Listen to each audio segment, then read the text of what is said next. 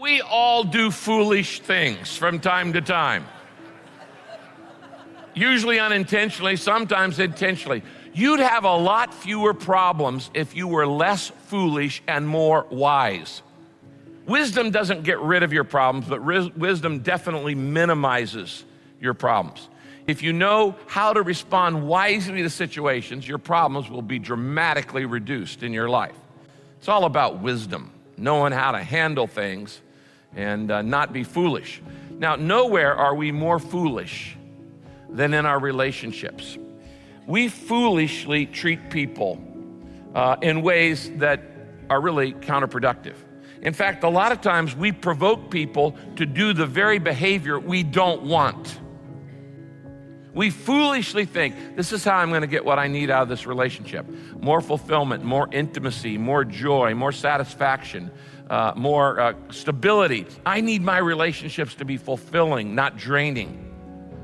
But actually, the things you do are often counterproductive. They are foolish. They are not wise. Because if you do what you naturally feel like doing in a relationship, it's almost always the wrong thing. As I said, wisdom doesn't eliminate problems, but it definitely does reduce them. Now, the classic passage on wisdom in relationships is in the book of James, chapter 3, verses 13 to 18. Let me read it to you. The Bible says this: if you are wise and you understand God's ways, you'll live a life of steady goodness so that only good deeds pour forth. And if you don't brag about the good you do, then you will be truly wise. But if you are bitterly jealous and there's selfish ambition in your heart, don't brag about being wise. That's the worst kind of lie. For jealousy and selfishness are not God's kind of wisdom. Such things are earthly and unspiritual and motivated by the devil. For wherever there is jealousy and selfish ambition, there you will find disorder. Now let me just stop right there. You got any chaos in your life? Got any disorder in your life? Got any area of your life that's confused? The Bible says wherever you find confusion, wherever you find disharmony, wherever you find disorder, there's ego. There's ego. Whether it's in the office or at home or at school. He says, wherever you find jealousy and selfish ambition, you'll find disorder and every kind of evil. Now, wisdom, the kind of wisdom that comes from heaven, is first of all pure. It's also peace-loving, gentle at all times, willing to yield to others. It's full of mercy and good deeds. It shows no partiality, and it's always sincere. Now, those who are peacemakers, he's talking about in relationships, those who are peacemakers plant seeds of peace, and they reap a harvest of goodness. Now, these verses teach us a whole lot about relationships that you're not going to learn anywhere else in life. First, the Bible teaches us that wisdom is a way of relating. It has to do with what you do, not what you think. A lot of people think wisdom is intelligence. Wisdom is smarts. Wisdom is education. No. The world is full of educated fools. The Bible says that wisdom shows up primarily in your relationships. You may have all kinds of knowledge and still be a fool. You may have all kinds of education, so many degrees they call you Dr. Fahrenheit, but you can still be foolish. You can have all kinds of brilliance and be technically smart, but wisdom shows up in relationships. That's why you can take a brilliant scientist whose family life is a mess. He may be smart, but he's not wise. Wisdom always has to do with relationships, and it shows up in how you treat other people. In other words, it's about your life, not your lips. It's about what you do, not what you say. It's not about your diploma. It's about your disposition. And in verse 14 to 16, it says, the way we typically relate to people, he said those ways are foolish. When we get bitter, when we get angry, when we get resentful, when we get jealous, when we get selfish and ambitious in relationships, he goes, all those are foolish ways that don't get you what you want and what you need out of the relationship. In verse 18, it says, those who are peacemakers plant seeds of peace and reap a harvest of goodness. Every day, in every relationship, you are planting seeds. The question is, what kinds of seeds? How do I plant seeds of peace? And the answer is, I got to be wise. I've got to be wise. I've got to do it the wise way. Now, what we're going to do today is we're going to look at this passage because it teaches us the 6 things that wise people never do in relationships. And I've done every one of them. And so have you. And they are foolish approaches to your relationships. Your boyfriend, your girlfriend, your husband, your wife, your friends, your boss, your employees, the neighbors. These are 6 things that wise people never do. And in verse 17, James gives us a checklist. These are the foundations of healthy relationships. But in any relationship, half the problem is you. It's how you respond. And when you respond incorrectly to the crazy makers in your life, you actually make it worse. So let's get right into it. Foundations of healthy relationships. 6 things wise people will never do in relationships. Number 1, first the Bible says that wisdom, if I want to be wise, wisdom that comes from heaven is first of all pure. What's he mean by this word pure? It means uncorrupted, clean, unpolluted, clear, untainted. What's he talking about? The word we use today is the word integrity. He's talking about integrity. And he's saying the foundation of all good relationships is integrity. Now, why is integrity listed first? Because wisdom starts in the heart, not in the head. And the reason integrity is listed first is this. All relationships are built on trust. No trust, no relationship. And all trust is built on truth. If you don't have truth, you don't have trust. If you don't have trust, you don't have a relationship. If a guy's lying to his wife all the time, he may have an arrangement, but he doesn't have a relationship. He may have a commitment, but he doesn't have a relationship. Because relationships are built on truth. Because truth is the foundation of trust. Honesty is the bedrock of all relationships. You gotta be honest. You gotta shoot straight with people. If you're just lying to the people in your life, you don't have a relationship. The Bible says in Ephesians 4:25, you must stop telling lies. Tell each other the truth, because we all belong to each other in the same body. Now here is the first mark of wisdom.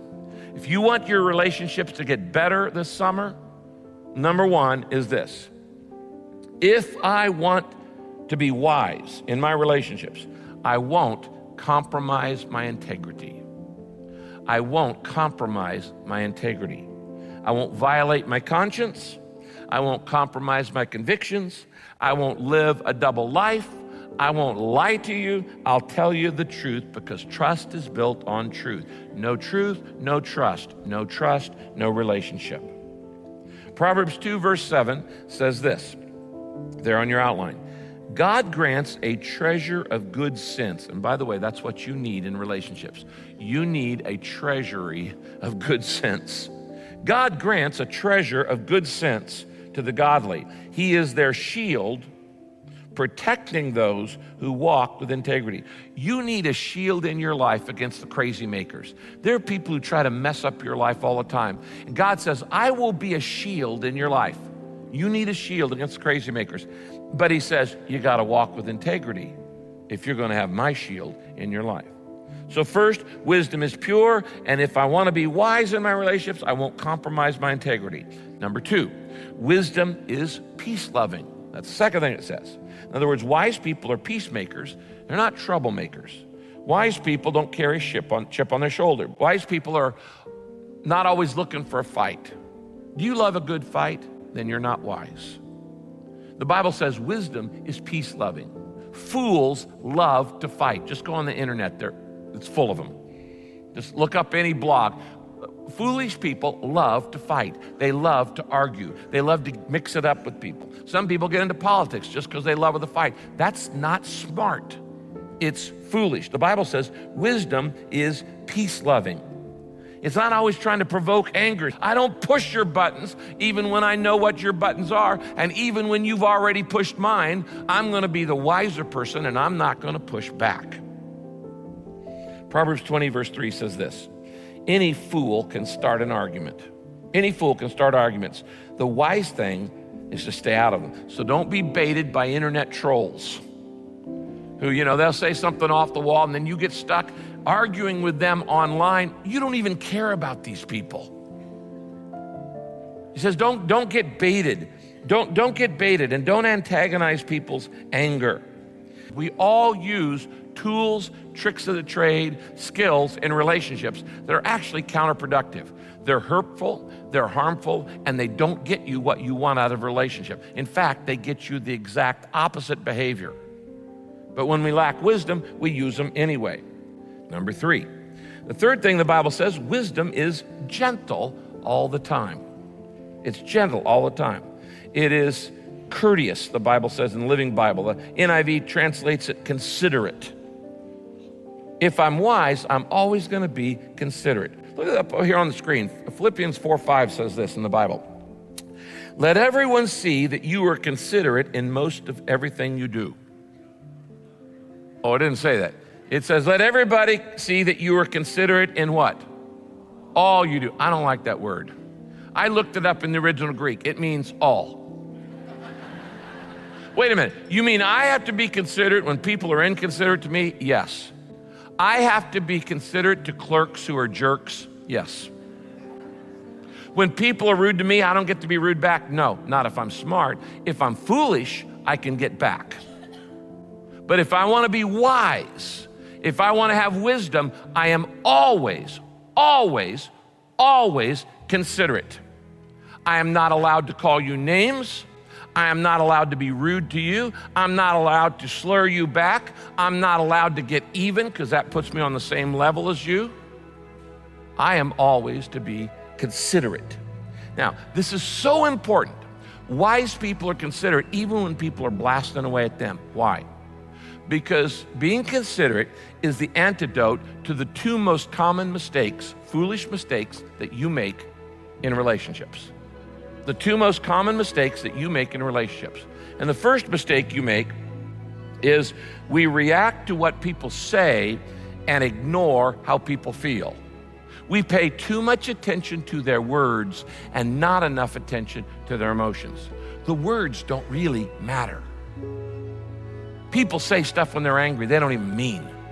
They use words they don't even intend to use. They exaggerate things. But you need to look behind the words and look at the emotion, because that's what it is. People don't always say what they mean, but they always feel what they feel.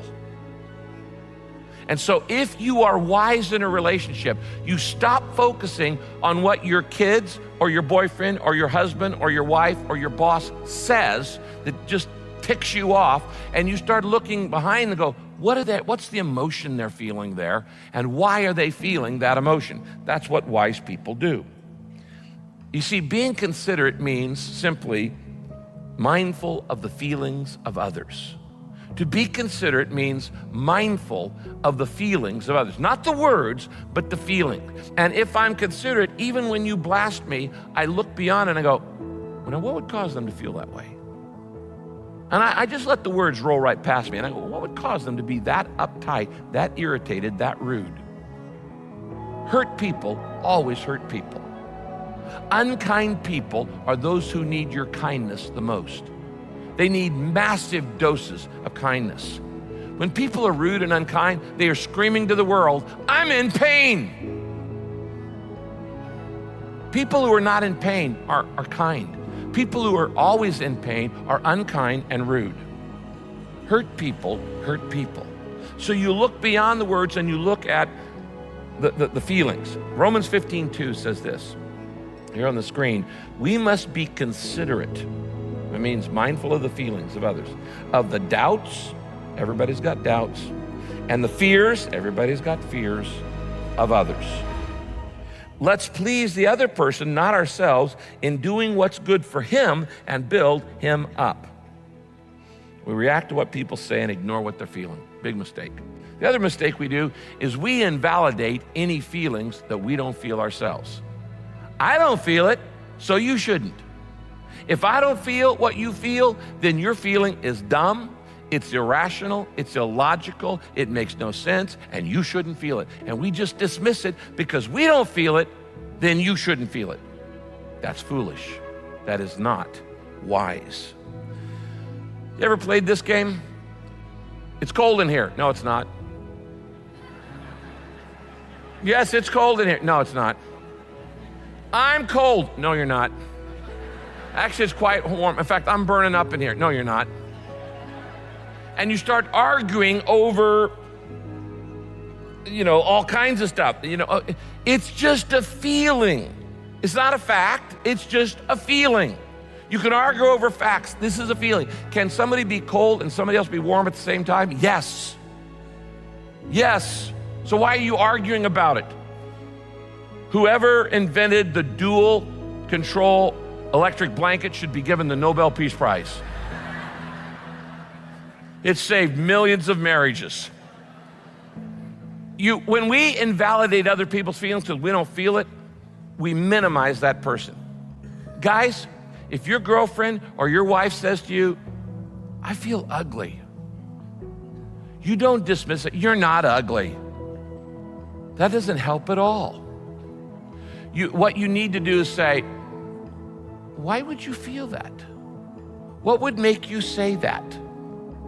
Because you need to look beyond the feeling, the words, and say, why would she say, she's obviously not ugly? But for you to just say, you're not ugly, that's not helpful. That's not helpful. When they says, I feel ugly, you need to go, why would you say that? What's making you feel that today? Now you're getting to the real issue. Somebody says, I'm afraid. Well, don't be. Oh, thank you. That was very helpful. I really felt your moral support right there just then. I'm scared to death, and you say, don't. Thank you very much. That is minimizing. Now, if you don't get anything else I say, get this today. Feelings are neither right nor wrong. They're just there. Feelings are neither right nor wrong. They're just there. They're not facts, so you don't need to argue it. They're just feelings. And if I feel something, I shouldn't have to defend it. And if you feel something, you shouldn't have to defend it. Somebody should just go, I hear you. And maybe other people feel that way too. What we do is we try to convince people that their feelings are wrong, and you're always going to lose at that one. Number 3, if I want to be wise, I won't minimize your feelings. I don't compromise my integrity.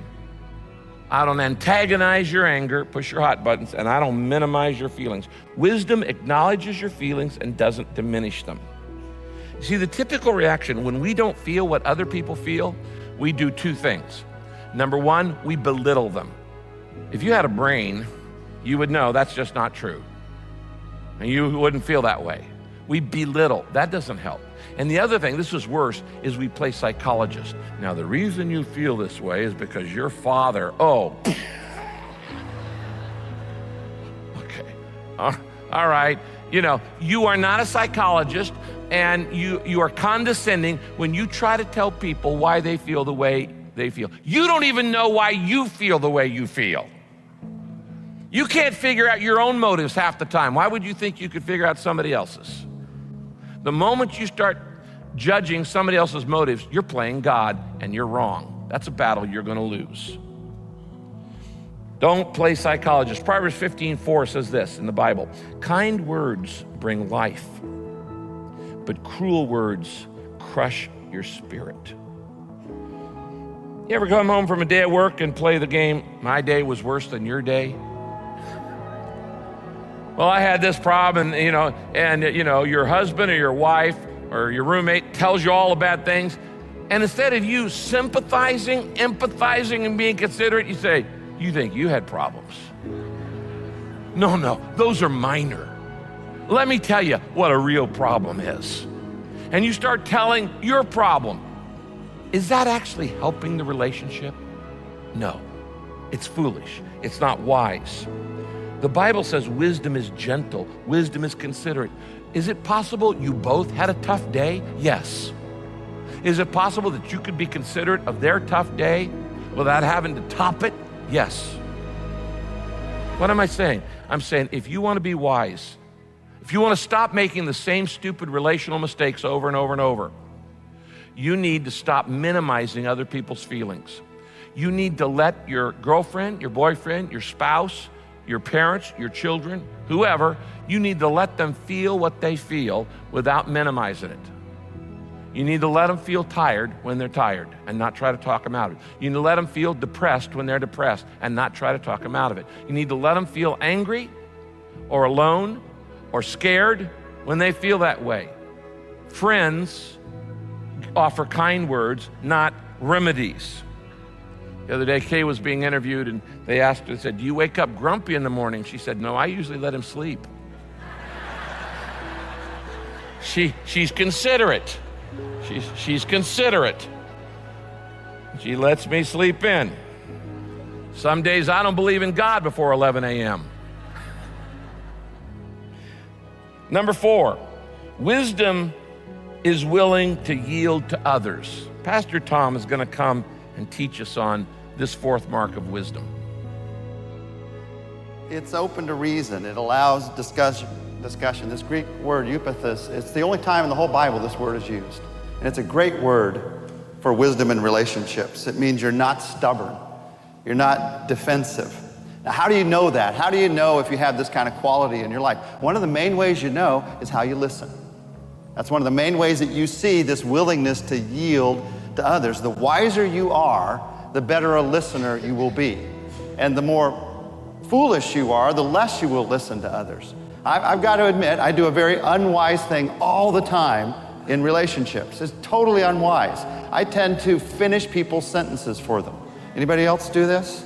You know, they're saying something and I want to move the conversation along. So I say the end of the sentence. That's very unwise because I'm not letting them say what they want to say, and I may not hear really what I need to hear in that.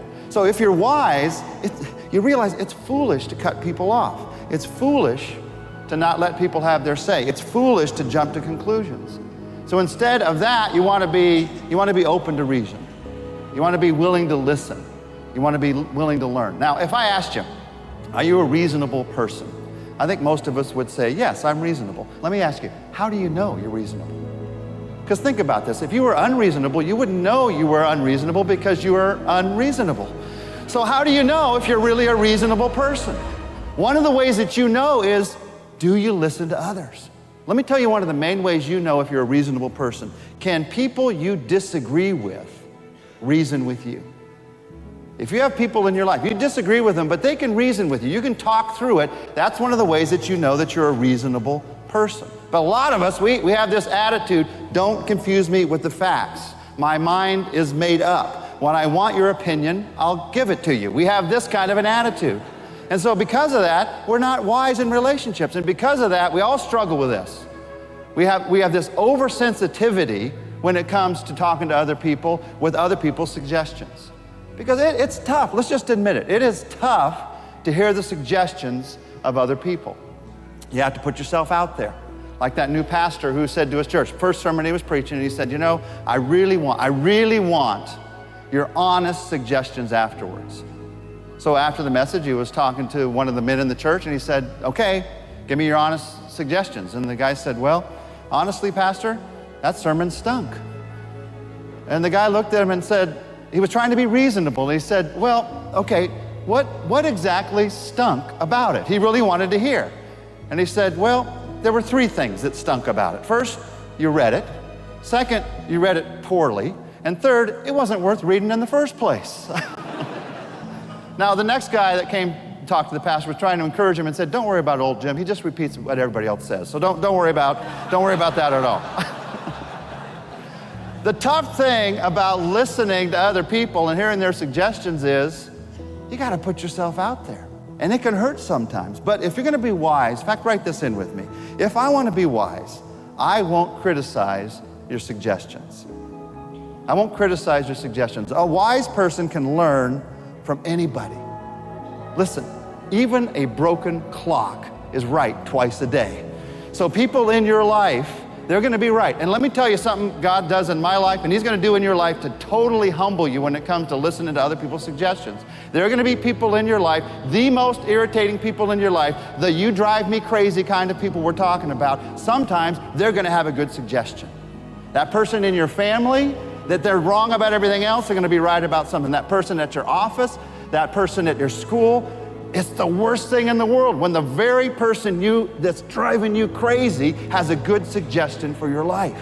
But let me ask you, can you learn from them? Can you learn from anybody? Look at this next verse in the outline, Proverbs 18:15. Intelligent people are always open to new ideas. In fact, they look for them. Anywhere and everywhere, you look for these new ideas. Now, what if people have a stupid idea? Well, you do the same thing with their stupid idea that you do with your stupid ideas. If it's a good idea, you listen to it and you learn. If it's a stupid idea, then you ignore it and you forget it. Stop wasting your life trying to prove a stupid idea right or wrong. Just move on to the next good idea. If I'm wise, I'm open to suggestions. I won't criticize your suggestions.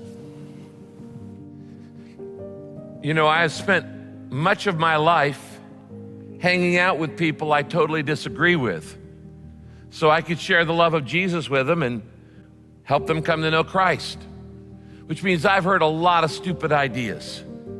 I've sat in groups of people who share me stuff that's the most off-the-wall, crazy idea. What do? You just smile and you nod and you don't interrupt and you let them say their entire piece. Because what I've learned is if you let people say their entire piece, they'll let you say your entire piece. And then I can come back and say, well, here's what I think. Here's what I believe. Here's what the Bible says. And people go, oh, well, that makes sense. I never thought about it that way. But if you try to interrupt them in advance, you try to take them down point by point, you are being a fool. It is foolish to try to take people down point by point. You just make them mad. As Tom said, you just gotta listen. You got to be open to reason. Now, number 5, the Bible says wisdom is full of mercy and good deeds. Circle that word mercy. If I'm going to be wise, I'm going to maximize mercy. I'm going to major on mercy in my relationships, full of mercy and good deeds. In other words, it's wise to show grace to people when they mess up, when they blow it, when they sin, when they fumble, when they flub up, when they have faults. When they fail. It's wise to show mercy when people show up. It's wise to cut people slack when they mess up.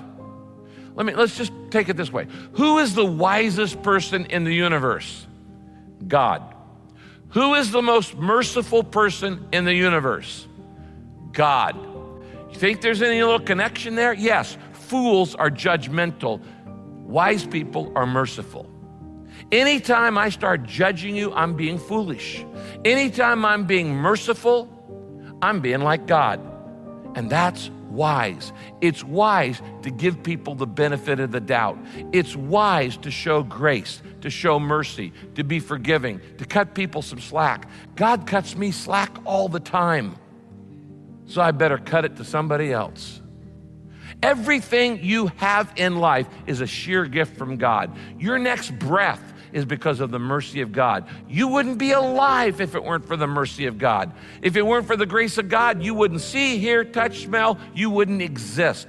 Everything I have and everything you have is because God is a merciful and gracious God. God doesn't give me what I deserve. He gives me what I need. If I got what I deserved, I wouldn't be standing here. If you got what you deserve, you wouldn't be alive. God doesn't give you what you deserve. He gives you what you need. That's mercy. And the Bible says that's wise. Wise people give people what they need, not what they deserve. That's mercy and that's wisdom. So here's the 5th mark of wisdom in a relationship. If I want to be wise, my kids, my boyfriend, my girlfriend, my husband, my wife, if I want to be wise, I won't emphasize your mistakes because I am merciful. Wise people don't rub it in. Wise people are merciful. So let me ask you, how high do you rate on mercy?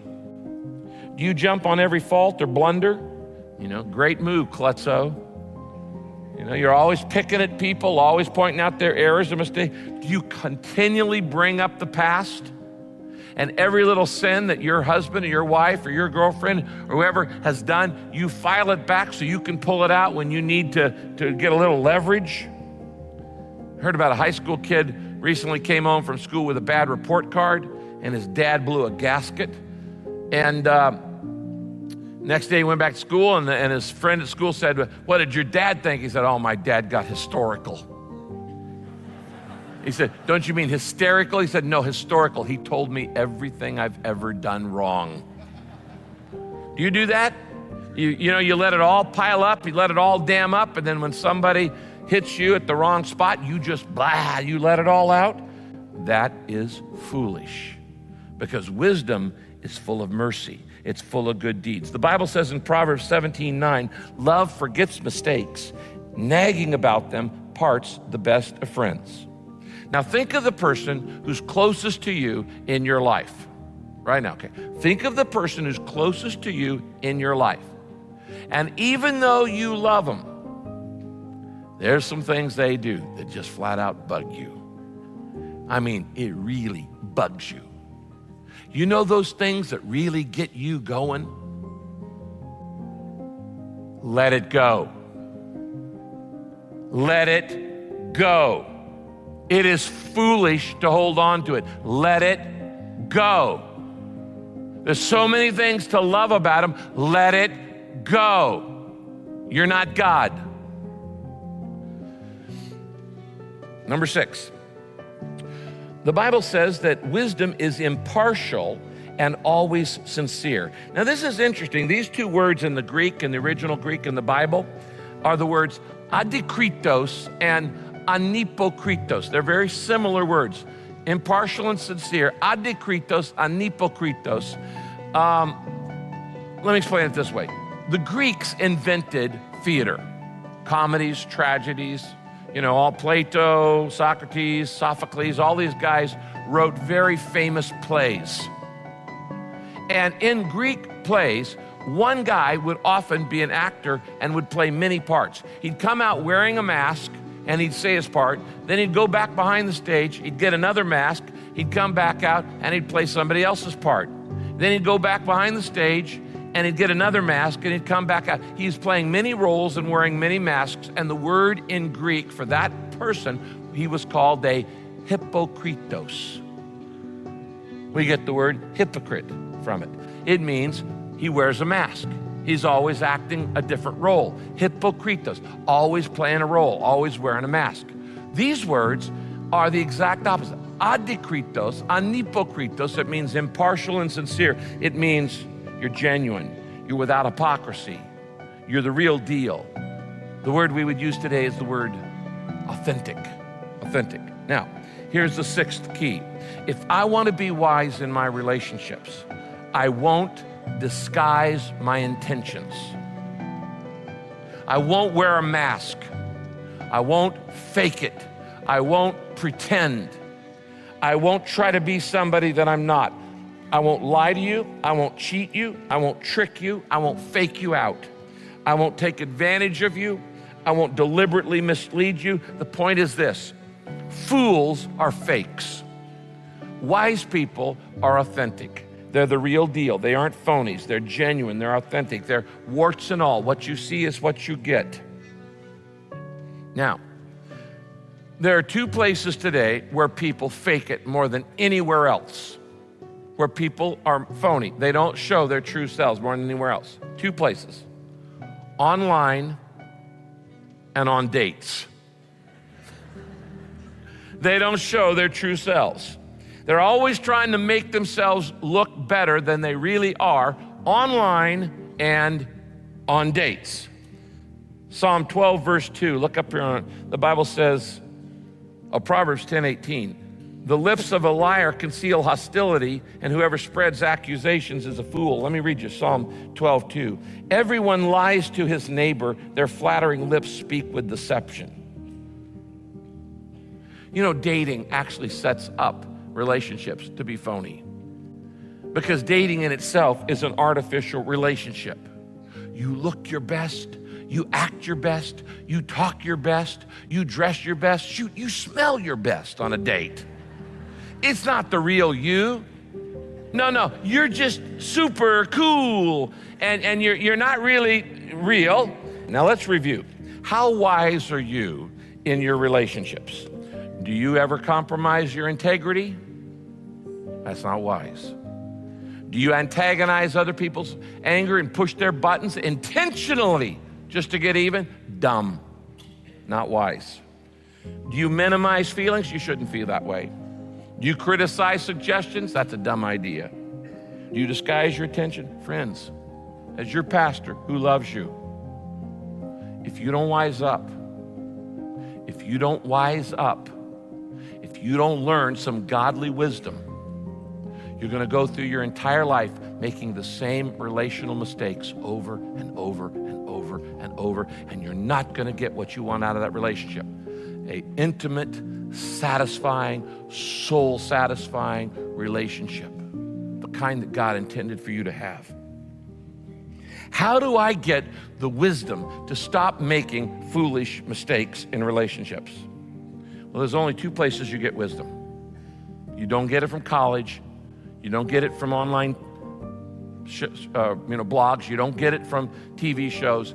You get wisdom from knowing God and doing what he says to do, doing his word, knowing God and doing his word. You can get intelligence, you can get facts, you can get information, you can get smarts, you can get technical skills from going to school, but you don't get wisdom from going to school.